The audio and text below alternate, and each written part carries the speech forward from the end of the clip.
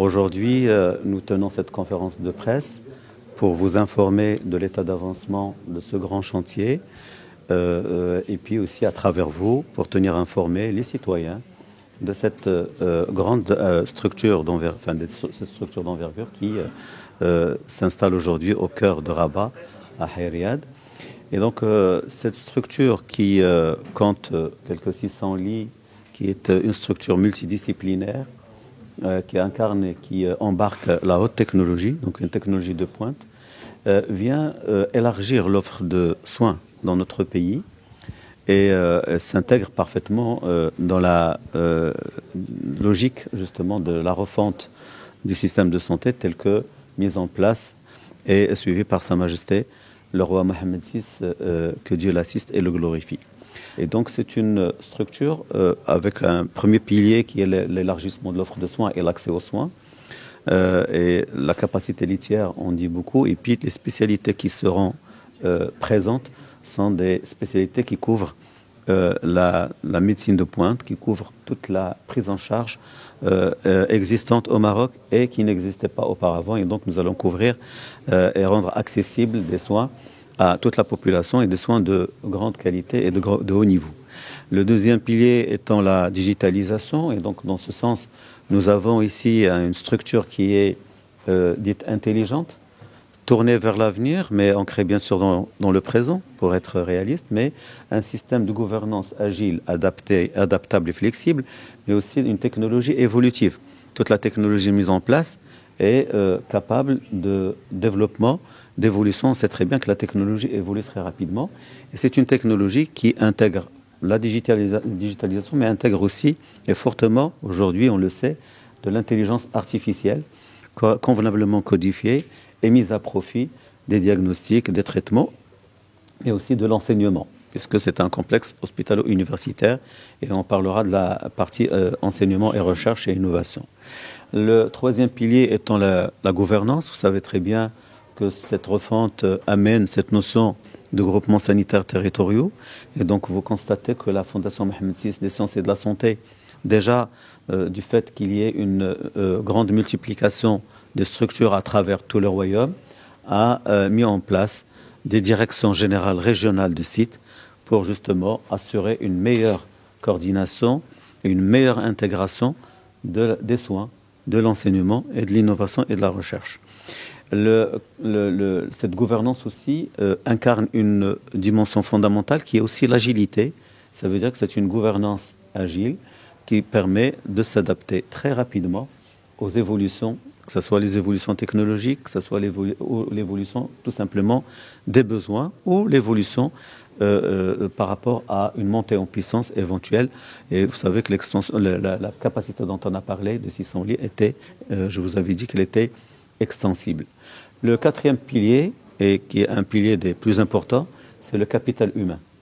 Le capital humain, ou plus correctement le potentiel humain, est aujourd'hui une dimension fondamentale dans cette réforme.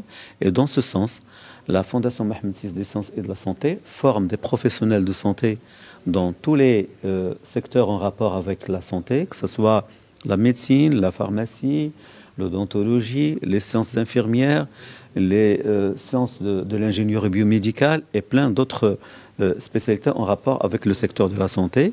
Et donc nous formons pour l'écosystème, notre écosystème, et nous formons aussi pour tout le pays. Et donc cette dimension humaine nous intéresse sur deux grands volets. D'abord, la disponibilité et la qualité. Et aujourd'hui, il faut savoir que pour ce complexe hospitalo-universitaire, une bonne partie de ces équipes sont déjà en immersion dans les différentes structures hospitalo-universitaires de la Fondation, ce qui permet déjà de les familiariser avec et d'ancrer chez eux les valeurs de la Fondation, de les performer sur le plan technique. Et ça nous intéresse aussi sur le plan de la dimension relationnelle et humaine. Et vous savez qu'aujourd'hui, la Fondation Mohammed VI met en place des structures orientées vers l'humain, avec le patient et les familles et accompagnateurs des patients au centre. Et donc ce sont des valeurs, ce sont des mesures, c'est des formations qui sont ancrées dans la phase immersive de formation pour que ces professionnels, quand ils sont dans le milieu, au sein de l'hôpital, pour qu'ils puissent prendre soin, comme on dit, des patients et des familles des patients. Donc ce sont là quelques valeurs que la Fondation Mohamed VI met en place. Donc c'est dire que c'est une structure parfaitement intégrée au dispositif sanitaire national, qui fonctionne en parfaite synergie avec les structures existantes de la Fondation déjà, Mohamed VI des sciences de la santé, mais aussi en parfaite synergie et en parfaite complémentarité avec tous les acteurs de la santé au Maroc, notamment le ministère de tutelle, qui est le ministère de la Santé et de la Protection sociale, mais aussi avec tous les opérateurs, qu'ils soient publics ou privés, qui opèrent dans le domaine de la santé et de la formation et de l'enseignement dans notre pays. Il y a aussi un dernier point que je ne voudrais pas omettre de signaler, c'est cet ancrage et cette dimension africaine, panafricaine, qui est donc cette orientation de la Fondation Mohamed VI, cette ouverture de la Fondation Mohamed VI à l'échange de compétences, à la coopération internationale certes, mais aussi la coopération sud-sud, et qui s'est concrétisée, comme vous le savez, par la création de l'Académie africaine des sciences de la santé. Et donc cet hôpital vient encore une fois ancrer cette orientation avec, vous allez le voir, vous le verrez déjà, vous le voyez déjà dans les structures, différentes structures de la Fondation Mohamed VI des sciences de la santé. Nous avons une forte présence de représentants, étudiants, praticiens de pays amis.